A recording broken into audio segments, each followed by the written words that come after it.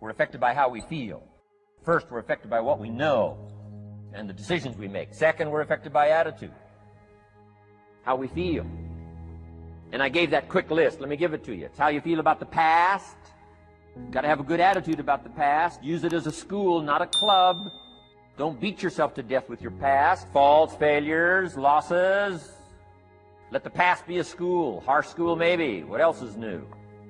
Let the past be a school master to teach you. Not to threaten you, but to teach you. Next, it's how you feel about the future. Set your goals. Promise of the future is an awesome force to affect your life every day.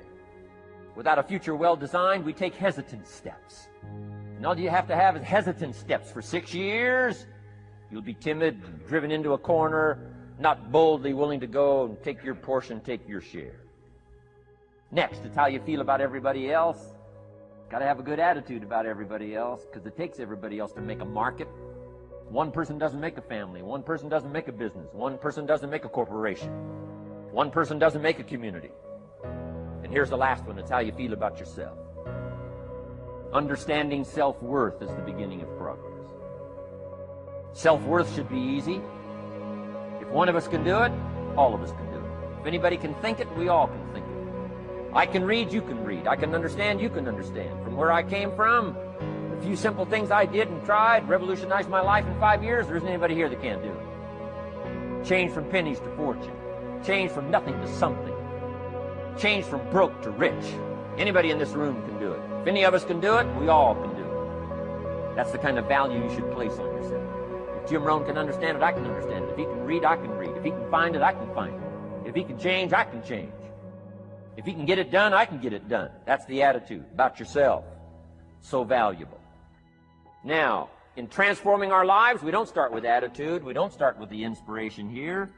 We start with education. Somebody says, well, I expected you to just come get motivated today. Well, that probably won't do it.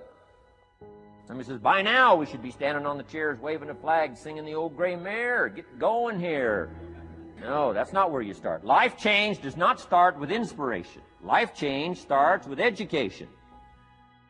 You've got to be educated to the point of where you might have messed up. My teacher put it in blunt, simple language. He only went to the 9th grade in school, so he put it in simple language I could understand. He said, Mr. Rohn, after 6 years living in America, healthy American male, 25 years old, been working 6 years, 1 year of college, pennies in your pocket, nothing in the bank. Shoaff said, I just got one simple explanation for that. You've messed up. Now, I could understand that kind of language. Should walk around the block, could walk around the block, won't walk around the block. You have messed up. And all you got to go is write down through the list. Don't need some teacher to come by and tell you. Be your own best teacher, saying, hey, let me make a list of some places I've messed up. Because if I let this down, that probably affects the rest. And the answer is, that's true. So we don't start with inspiration, we start with education. Somebody says, well, just motivate this guy, he'll be all right. Just motivate him, get him turned on. Probably not. If a guy's an idiot, you motivate him, now you got a motivated idiot. No, he won't be all right. So we start with education. What's the first education? If it isn't going well and you live in America, you have messed up. You don't need to change countries. Activity. This is the work part, the labor part. Taking action. And the activity is the miracle working piece. A miracle being something we don't quite understand how it works. Doesn't mean it doesn't work. It means we just don't quite understand how it works. Miracles work. God says. Now, I'm an amateur on God, but here's my best analysis. God says, if you'll plant the seed, I'll make the tree. Now, that's a good arrangement. Number one, gives God the tough end of the deal. What if you had to make the tree? That'd keep you up late at night trying to figure out, how do you make a tree? Say, no, I'm telling you, the mystery and the miracle of this stuff has already been set up. God says, I got the miracle going, I got the seasons going, I got some sunshine and some rain, and I'm God. But the way I've arranged that, I just need somebody to plant the seed, not chant. In California, they're trying to chant to get this stuff done. Forget this California stuff. You don't have to rub a crystal and sleep under a pyramid. This stuff's too easy. Getting rich is too easy. Changing your life is too easy. Forget all that. Massive bombard, affirmation, forget all that, in my opinion. Just simple, easy stuff. But if you neglect it, that's how it piles up year after year. But if you're willing to straighten it out, and here's one of the keys. It's called activity. It's called disciplines. Turning wisdom from your philosophy and inspiration, the strengthening of attitude, faith, courage, commitment, and all this stuff that comes from attitude.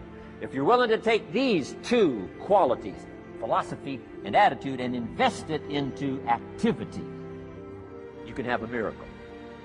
Anything short of that, no miracle. Wisdom doesn't perform a miracle. Attitude doesn't perform a miracle.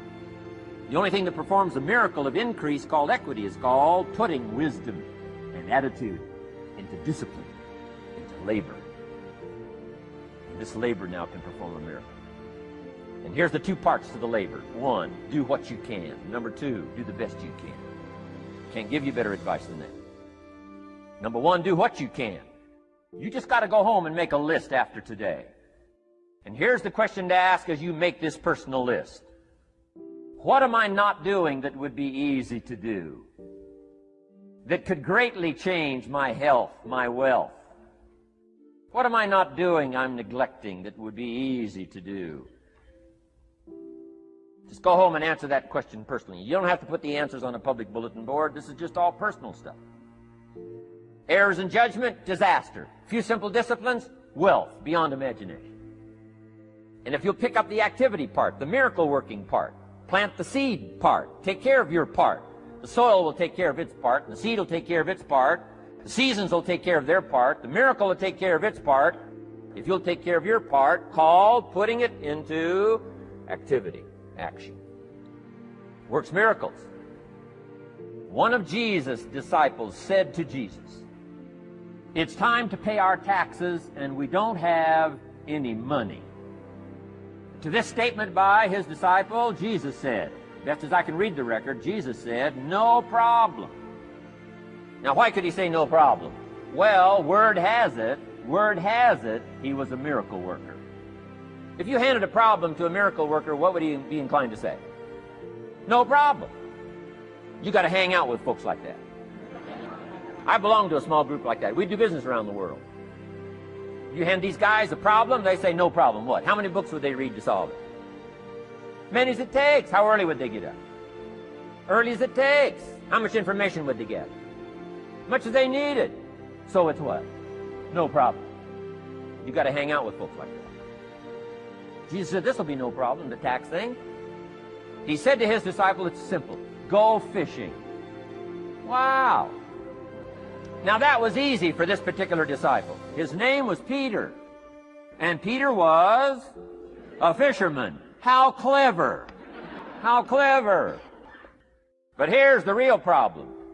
If you should fish, and you could fish, and you don't fish, you got no miracle. You could change, you should change, you won't change. That's called accumulated disaster. In 6 years, you'll be explaining instead of celebrating. Having some ragged list like I had, reasons for not doing well, pennies in my pocket. Could, should, don't, disaster. And if you'll just start the process of change, could, should, and will, you can start this whole process. And if you will, then put it into action, the miracle belongs to you. Jesus said to his disciple, it'll be simple. Go fishing, and the first fish you catch, look in his mouth. Peter said, okay. He was used to strange things happening in this relationship. Peter goes fishing, catches the first fish, looks in his mouth. Guess what's in the fish's mouth? Coins. Peter says, wow, coins. Starts counting the value of these coins, and when he adds it up, guess how much it added up to? Exactly enough money to pay his taxes and Jesus' taxes. Now, we call that what? A miracle, only because we don't quite understand how it works. It doesn't mean it doesn't work. It simply means we don't quite understand how it works. But here's how you get a miracle going for your life. Number one, do what you can. Get a list of the stuff you could do, you haven't done, postponed, and start cleaning that up. You can't start at a better place for personal change. That'll affect your bank account, affect your future, affect your income, affect everything. You can't start a better life change process than cleaning up what you should be doing. And don't walk like other people walk. Don't postpone like other people postpone. You don't need massive bombard pre-conscious, subconscious. Practice channeling, find a 2,000-year-old guru. I mean, you don't need any of that stuff. Pass on all that. Kids are afraid of that stuff. This stuff's too easy. This stuff's too simple. Call, take action, number one, on neglect, on errors, in discipline. Number two, start setting up some disciplines.